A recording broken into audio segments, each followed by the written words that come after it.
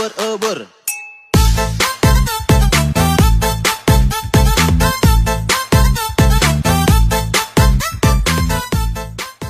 Assalamualaikum warahmatullahi wabarakatuh. Kembali lagi dengan kita dari kelompok 13. Di sini kami akan menjelaskan mengenai analisis biaya produk dari produk dessert legal untuk mata kuliah tata hitung ongkos. Untuk anggotanya kelompoknya sendiri ada Beatrice Kornada, yang kedua ada Randa Febrialdi, yang ketiga ada Alia Septiana Rizaina, dan yang keempat ada Nurul Fitria Bermana, dan yang kelima ada Fakhri Aminuddin. Biaya produksi. Yang pertama, biaya bahan baku. Biaya bahan baku adalah biaya yang ditanggung atau dikeluarkan oleh perusahaan untuk mendapatkan bahan baku yang akan digunakan dalam proses produksi. Yang kedua, biaya overhead. Biaya overhead adalah biaya produksi yang dikeluarkan oleh perusahaan selain biaya bahan baku dan biaya tenaga kerja langsung. Yang ketiga, biaya tenaga kerja. Biaya tenaga kerja adalah besarnya nilai tenaga kerja yang terjadi untuk penggunaan tenaga kerja dalam rangka mengolah bahan baku menjadi barang jadi. Yang keempat, biaya pemasaran. Biaya pemasaran adalah meliputi semua biaya yang terjadi sejak produk selesai diproduksi. Yang pertama yang akan dibahas yaitu biaya bahan baku. Biaya bahan baku ini penting karena merupakan unsur utama dalam membuat suatu produk. Hal ini nantinya yang akan mempengaruhi harga jual dari produk tersebut dan keuntungan yang akan didapatkan. Bahan baku terdiri atas bahan baku langsung dan bahan baku tidak langsung. Bahan baku langsung merupakan bahan baku yang membentuk bagian menyeluruh dari produk jadi. Bahan baku ini dapat diidentifikasi secara langsung dengan produk tertentu dan nilainya relatif besar. Sedangkan bahan baku tidak langsung disebut juga sebagai bahan penolong. Merupakan bahan baku yang digunakan dalam proses produksi dan tidak dapat diidentifikasi secara langsung dengan produk jadi, dan nilainya relatif kecil. Metode penilaian persediaan bahan baku. Yang pertama, metode identifikasi khusus. Pada metode ini, setiap jenis bahan baku yang ada di gudang harus diberi tanda. Yang kedua, metode harga rata-rata sederhana. Pada metode ini, semua bahan langsung yang ada dalam persediaan di gudang dianggap harganya sama. Yang ketiga, metode harga rata-rata tertimbang. Pada metode ini, harga dan kuantitas semua bahan dipertimbangkan. Yang keempat, metode first in first out atau FIFO. Pada metode ini, menentukan biaya bahan baku dilakukan dengan cara bahan baku yang pertama masuk ke dalam gudang, maka bahan baku itulah yang pertama kali digunakan dalam proses produksi. Yang kelima, metode last in first out atau LIFO. Pada metode ini, menentukan biaya bahan baku dilakukan dengan cara bahan baku yang terakhir masuk ke dalam gudang, maka bahan baku itulah yang pertama kali digunakan dalam proses produksi. Yang keenam, metode harga standar. Pada metode ini, harga bahan baku ditetapkan oleh perusahaan. Yang ketujuh, metode harga pasar. Pada metode ini, harga bahan baku akan sesuai dengan harga pasar. Pentingnya pengelolaan biaya bahan baku. Yang pertama, memberikan pelayanan terbaik kepada para pelanggan. Yang kedua, berproduksi dengan efisien semaksimal mungkin. Dan yang ketiga, mengatur jumlah persediaan untuk mengendalikan dana yang tertanam dalam persediaan. Selanjutnya yaitu biaya overhead pabrik atau BOP. BOP ini meliputi biaya bahan pembantu atau penolong, biaya penyusutan aktiva pabrik, biaya sewa gedung pabrik, dan lain-lain. Penggolongan biaya overhead pabrik. Yang pertama menurut jenisnya digolongkan menjadi 6, yaitu biaya bahan baku penolong, biaya tenaga kerja tidak langsung, biaya penyusutan aktiva, biaya reparasi dan pemeliharaan, biaya asuransi, dan biaya listrik. Yang kedua, menurut perilaku dalam hubungannya dengan perubahan volume kegiatan. Dibedakan menjadi 3, yaitu BOP tetap, BOP variabel, dan BOP semi variabel. BOP tetap yaitu BOP yang tetap konstan dalam kisaran perubahan volume kegiatan tertentu. Sedangkan BOP variabel yaitu BOP yang jumlah totalnya berubah secara proporsional dengan perubahan volume kegiatan. dan BOP semi variabel, yaitu BOP yang jumlah totalnya berubah tidak proporsional dengan perubahan volume kegiatan. Dan yang terakhir, menurut perilaku dalam hubungannya dengan departemen atau bagian dari perusahaan, dibedakan menjadi dua, yaitu BOP langsung departemen dan BOP tidak langsung departemen. BOP langsung departemen yaitu BOP yang terjadi di suatu departemen tertentu dan manfaatnya hanya dinikmati oleh departemen tersebut. Sedangkan BOP tidak langsung departemen yaitu BOP yang memberikan manfaat lebih dari satu departemen. Selanjutnya kita akan membahas tentang biaya tenaga kerja. Pengertian dari biaya tenaga kerjanya sendiri yaitu besarnya nilai tenaga kerja yang terjadi untuk penggunaan tenaga kerja dalam rangka mengolah bahan baku menjadi barang jadi. Lalu, tenaga kerja sendiri merupakan penduduk yang berada dalam usia kerja menurut Undang-Undang Nomor 13 Tahun 2003, Bab 1 Pasal 1 Ayat 2. Disebutkan bahwa tenaga kerja adalah setiap orang yang mampu melakukan pekerjaan guna menghasilkan barang dan jasa, baik atau menggunakan kebutuhan sendiri maupun untuk masyarakat. Secara garis besar, penduduk suatu negara dibedakan menjadi dua kelompok, yaitu ada tenaga kerja dan juga bukan tenaga kerja. Jadi yang dimaksud dengan tenaga kerja yaitu individu yang sedang mencari atau sudah melakukan pekerjaan yang menghasilkan barang atau jasa yang sudah memenuhi persyaratan ataupun batasan usia yang telah ditetapkan oleh undang-undang yang bertujuan untuk memperoleh hasil atau upah untuk kebutuhan hidup sehari-hari. Lalu, penggolongan menurut hubungan tenaga kerja dengan produk. Hubungannya dengan produk tenaga kerja dibagi menjadi dua, yaitu ada tenaga kerja langsung dan juga ada tenaga kerja tidak langsung. Pengertian tenaga kerja langsung yaitu semua karyawan yang secara langsung ikut serta memproduksi produk, jadi yang jasanya dapat diusut secara langsung pada produk dan yang upahnya adalah bagian besar dalam memproduksi produk. Contohnya yaitu diperlakukan sebagai biaya tenaga kerja langsung karena diperhitungkan langsung sebagai komponen biaya produksi. Lalu ada juga tenaga kerja tidak langsung, yaitu tenaga kerja yang jasanya tidak secara langsung dapat diusut pada produk. Upah tenaga kerja disebut juga biaya tenaga kerja tidak langsung adalah unsur biaya overhead pabrik. Upah tenaga kerja tidak langsung dibebankan kepada produk tidak langsung, tetapi melalui tarif biaya overhead pabrik yang ditentukan di muka. Lalu selanjutnya ada komponen biaya tenaga kerja, yaitu ada gaji dan upah reguler, ada insentif, dan juga tunjangan. Pengertiannya yaitu gaji dan upah reguler merupakan kompensasi reguler yang diberikan oleh perusahaan kepada karyawan atas usaha fisik dan mental yang dikerahkan oleh karyawan tersebut. Contohnya yaitu ada gaji mandor, gaji buruh, dan upah buruh. Lalu ada juga insentif, yaitu kompensasi tambahan yang diberikan oleh perusahaan kepada karyawan atas kinerja karyawan di atas standar yang ditentukan. Contohnya itu ada insentif produksi. Lalu ada juga tunjangan, yaitu kompensasi tambahan yang diberikan oleh perusahaan kepada karyawan selain gaji dan upah reguler serta insentif. Contohnya yaitu tunjangan asuransi, tunjangan pensiun, tunjangan liburan, dan juga ada premi lembur. Lalu selanjutnya ada produktivitas dan biaya tenaga kerja, yaitu menggambarkan hubungan antara output yang dihasilkan oleh tenaga kerja dan input yang digunakan. Yaitu ada juga pengukuran produktivitas perusahaan, menggunakan rasio produktivitas untuk mengukur produktivitas.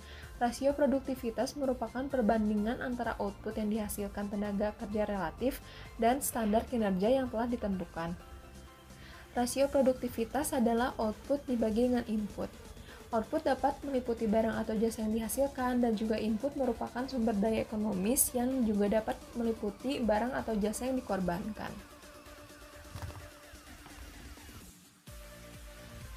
Selanjutnya yaitu ada biaya pemasaran. Analisis biaya pemasaran menurut jenis biaya dipecah sesuai dengan jenis-jenis biaya marketing. Lalu analisis biaya pemasaran menurut fungsi pemasaran, yaitu analisis biaya marketing menurut fungsi pemasaran bertujuan untuk pengendalian biaya dan untuk analisis biaya marketing menurut usaha pemasaran. Dalam arti yang luas, biaya pemasaran adalah meliputi semua biaya yang terjadi sejak produk selesai diproduksi. biaya yang dikeluarkan saat produk tersebut disimpan di gudang sampai produk tersebut diubah kembali dalam bentuk uang tunai. Aktivitas pemasaran produk dimulai jauh sebelum produk selesai diproduksi. Setelah produk selesai diproduksi, kegiatan pemasaran dilaksanakan melalui serangkaian tindakan berikut ini, yaitu ada penyimpanan produk di gudang, penjualan, packaging dan pengiriman, pencatatan transaksi penjualan. Biaya pemasaran adalah tidak hanya meliputi biaya penjualan, tapi termasuk di dalamnya ada biaya advertensi, biaya pergudangan, biaya packaging, biaya pengiriman, biaya kredit dan penagihan, dan juga ada biaya akuntansi pemasaran. Lalu selanjutnya ada penggolongan biaya pemasaran. Yang pertama yaitu biaya untuk mendapatkan pesanan atau order getting cost. Adalah semua biaya yang dikeluarkan dalam usaha untuk memperoleh pesanan. Contohnya yaitu gaji tenaga kerja penjualan atau salesperson, ada juga komisi penjualan, advertensi, atau juga biaya promosi. Lalu yang kedua ada biaya untuk memenuhi pesanan atau order filling cost. Adalah semua biaya yang dikeluarkan untuk mengusahakan agar produk sampai ke tangan pembeli dan biaya-biaya untuk mengumpulkan uang dari pembeli. Contoh biaya yang termasuk adalah biaya pergudangan, biaya pembungkusan dan pengiriman, biaya angkutan atau transportasi, dan juga biaya penagihan. Lalu yang ketiga ada biaya pemasaran menurut fungsi pemasaran, yaitu menurut fungsi atau kegiatan pemasaran untuk mendapatkan pesanan, perusahaan melakukan kegiatan penjualan dan advertensi. Sedangkan untuk memenuhi pesanan, perusahaan melakukan kegiatan pergudangan, penjualan, packaging, dan pengiriman, pemberian kredit, dan penagihan, serta kegiatan akuntansi pemasaran.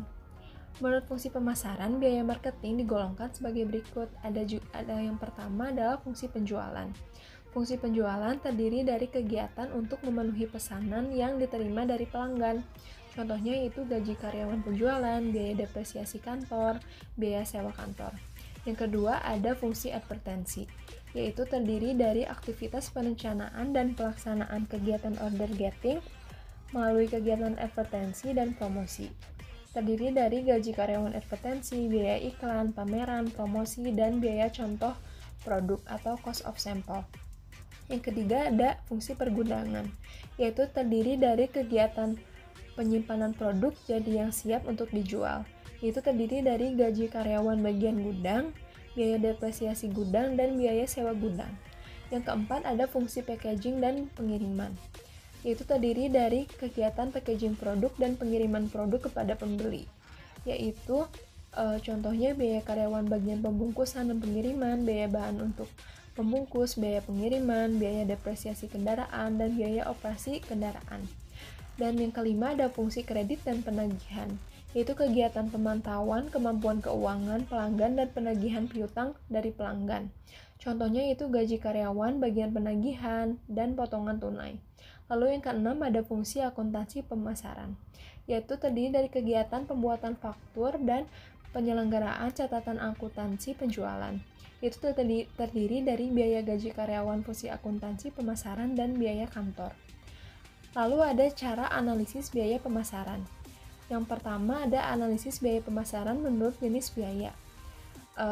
Dipecah dengan jenis-jenis biaya marketing seperti gaji, biaya iklan, biaya perjalanan, biaya depresiasi perjalanan kantor, dan juga biaya operasi dan pemeliharaan kendaraan.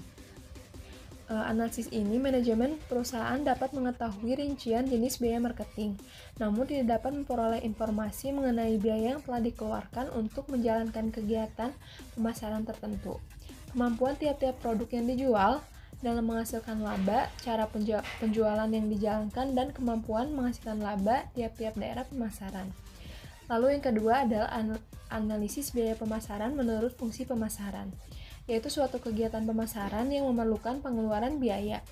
Analisis biaya marketing menurut fungsi pemasaran bertujuan untuk pengendalian biaya dan untuk analisis biaya marketing menurut usaha pemasaran. Selanjutnya yaitu aplikasi analisis biaya produk terhadap produksi dessert regal.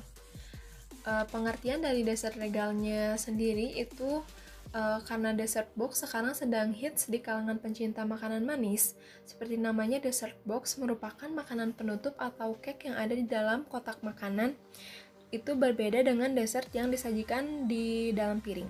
Dessert box juga bisa langsung dimakan dari tempatnya. Dessert box itu merupakan bisnis yang menjanjikan karena meski harganya lebih mahal dari cake biasa, tapi tetap akan diburu karena rasanya yang enak. Lalu, pengertian dari Mary Regalnya sendiri, yaitu Mary Regal ini bukan merupakan produk lokal, melainkan produk yang berasal dari London sejak tahun 1874. Biskuit Mary Regal ini merupakan salah satu biskuit yang sering menjadi pilihan camilan hampir di semua kalangan usia. Lalu, bicara soal Mary Regal, baru-baru ini dunia kuliner Indonesia juga dipengaruhi dengan berbagai jenis dan produk makanan yang menggunakan biskuit ini. Kepopuleran dan rasa dari biskuit ini membuat para kuliner di Indonesia berlomba-lomba untuk membuat kreasi makanan dengan bahan dasar biskuit Mary Regal. Kepopuleran dessert box dan kreasi biskuit Regal ini menjadi inspirasi kami membuat produk dessert Regal. Baiklah, saya akan menjelaskan tentang biaya apa saja yang dibutuhkan untuk memproduksi dessert Regal. Di mana untuk produk ini kami menargetkan produk terjual sebanyak 1000 cup dalam 1 bulan dengan rincian biaya sebagai berikut. 1. Biaya bahan baku langsung. Seperti yang sudah dijelaskan sebelumnya, biaya bahan baku langsung adalah biaya yang ditanggung atau dikeluarkan untuk mendapatkan bahan baku yang akan digunakan. Dengan bahan-bahan sebagai berikut. 1. Biskuit Regal dengan harga Rp10.000 per bungkus dengan kuantitas 150 bungkus dan total harga Rp1.500.000. Yang kedua, yaitu margarin dengan harga Rp8.000 per bungkus dengan kuantitas 125 bungkus dan total harga Rp1.000.000. Yang ketiga, susu cair dengan harga Rp18.000 per liter dengan kuantitas 150 liter dan total harga Rp2.700.000. Yang keempat, tepung maizena dengan harga Rp10.000 per kilogram dengan kuantitas 8 kg dan total harga Rp80.000. Yang kelima, keju parut dengan harga Rp15.000 per bungkus dengan kuantitas 100 bungkus dan total harga Rp1.500.000. Yang keenam, yaitu coklat batang dengan harga Rp15.000 per bungkus dengan kuantitas 150 bungkus dan total harga Rp1.875.000.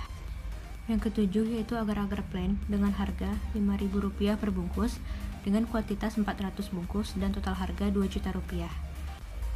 Yang kedelapan, yaitu gula dengan harga Rp10.000 per kilogram dengan kuantitas 10 kg dan total harga Rp100.000. Yang kesembilan, yaitu telur dengan harga Rp45.000 per papan dengan kuantitas 8 papan dan total harga Rp360.000.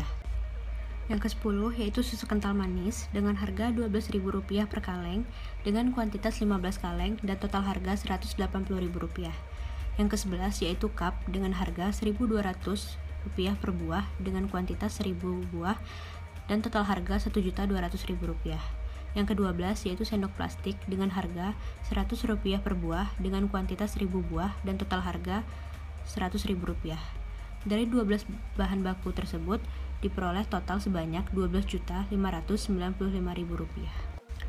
Yang kedua, yaitu biaya tenaga kerja. Biaya tenaga kerja merupakan besarnya nilai tenaga kerja yang terjadi untuk penggunaan tenaga kerja dalam rangka mengolah bahan baku menjadi barang jadi. Untuk produk ini, kami menggaji karyawan dengan harga Rp1.500 untuk 2 cup dengan kuantitas sebanyak 500 cup dan total biaya yaitu Rp750.000. Yang ketiga, yaitu biaya overhead. Biaya overhead merupakan biaya produksi yang dikeluarkan perusahaan selain biaya bahan baku dan tenaga kerja. Dengan rincian biaya, 1. Gas 3 kg dengan harga Rp25.000 per buah dengan kuantitas 2 buah dan total harga Rp50.000. Yang kedua, listrik dengan harga Rp20.000 per bulan dengan total harga Rp20.000. Yang ketiga, yaitu sabun cuci piring dengan harga Rp5.000 per buah dengan kuantitas 2 buah dan total harga Rp10.000. Yang keempat, yaitu spons cuci piring dengan harga Rp2.000 per buah dengan kuantitas 2 buah dan total harga Rp4.000. Dan diperoleh total biaya overhead sebanyak Rp84.000.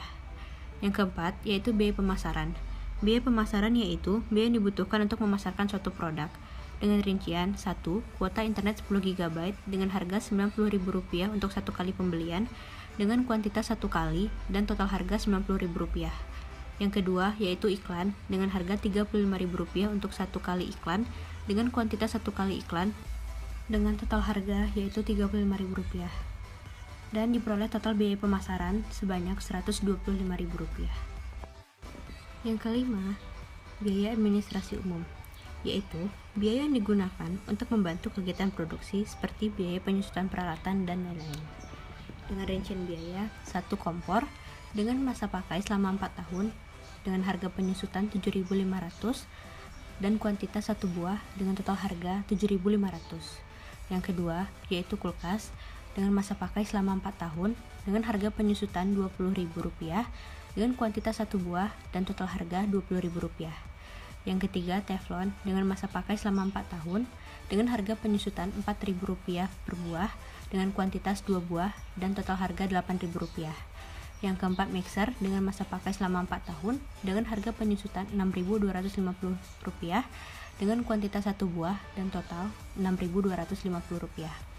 Yang kelima yaitu sendok pengaduk kayu dengan masa pakai selama 1 tahun dengan harga penyusutan Rp650 dengan kuantitas 1 buah dan total Rp650.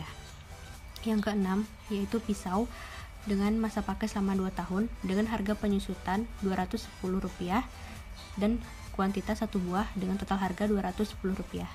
Yang ketujuh yaitu mangkok dengan masa pakai selama 2 tahun dengan harga penyusutan Rp1.250 per buah dengan kuantitas 1 buah dan total harga Rp1.250. Yang kedelapan yaitu talenan dengan masa pakai selama 2 tahun dengan harga penyusutan Rp210 per buah dengan kuantitas 1 buah dan total harga Rp210. Dan yang terakhir yaitu parutan keju dengan masa pakai selama 2 tahun dengan harga penyusutan Rp210 per buah dengan kuantitas 1 buah dan total harga Rp210.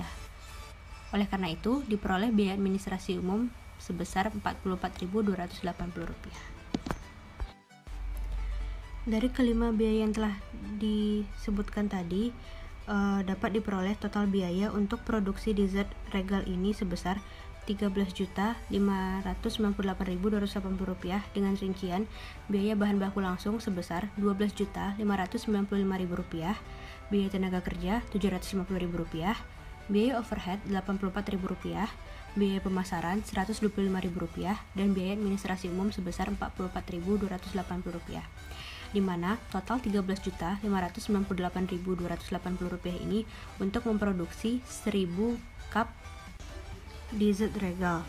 Maka untuk 1 cup dessert regal ini membutuhkan biaya sebesar Rp13.598,28 atau dibulatkan menjadi Rp13.600. Kami berencana untuk menjual produk ini dengan harga Rp20.000, di mana keuntungan yang akan diperoleh sebesar 47% atau sebesar Rp6.401.720.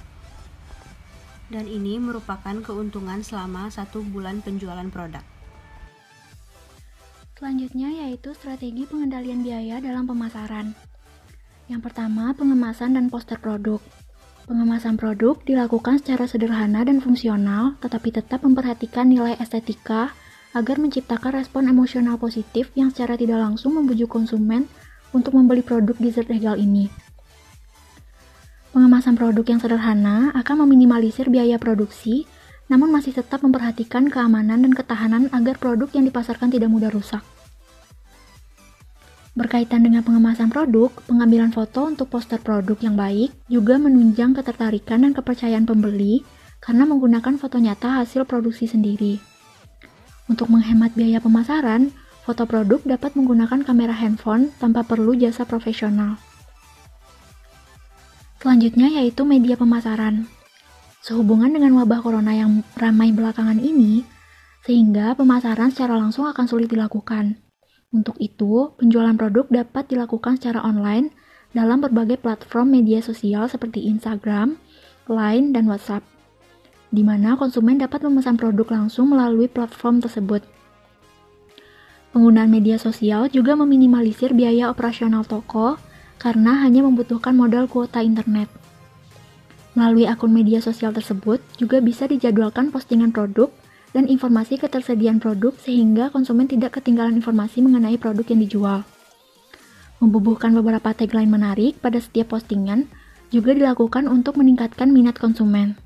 Selain itu, juga bisa melakukan interaksi langsung dengan konsumen seputar pertanyaan-pertanyaan tentang produk. Cara seperti ini juga lebih efektif karena tidak perlu berinteraksi secara langsung karena lebih aman dan lebih minim biaya. Yang ketiga yaitu endorsement. Endorsement sendiri merupakan tindakan mendukung atau support terhadap sesuatu. Dengan kata lain, endorsement merupakan promosi dari orang lain. Hal ini bisa dilakukan melalui akun media sosial kerabat, teman, atau kenalan yang dirasa memiliki jangkauan konsumen lebih luas, sehingga biaya pemasaran untuk iklan tidak terlalu besar. Selain itu, juga diharapkan adanya promosi dari mulut ke mulut. Selanjutnya yaitu delivery service. Karena masa pandemi ini banyak konsumen yang lebih nyaman berbelanja di rumah, sehingga opsi untuk melakukan delivery service atau pesan antar akan lebih sesuai dan lebih menghemat biaya dibandingkan membuka outlet sendiri. Dan yang terakhir, kerjasama dengan penyedia layanan pesan antar. Jika hanya mengandalkan jasa delivery dari anggota kelompok usaha, tentu akan menghabiskan banyak biaya dan tenaga. Sehingga opsi untuk meminimalisir biaya yaitu bekerjasama dengan layanan pesan antar seperti GoFood dan GrabFood dirasa akan sangat efektif dan menghemat biaya, terutama biaya yang dikeluarkan untuk bahan bakar. Jangan lupa like, komen, dan subscribe. Sekarang juga subscribe. Terima kasih sudah menonton video kami. Semoga video ini bisa bermanfaat ya. See you in next video. Bye bye.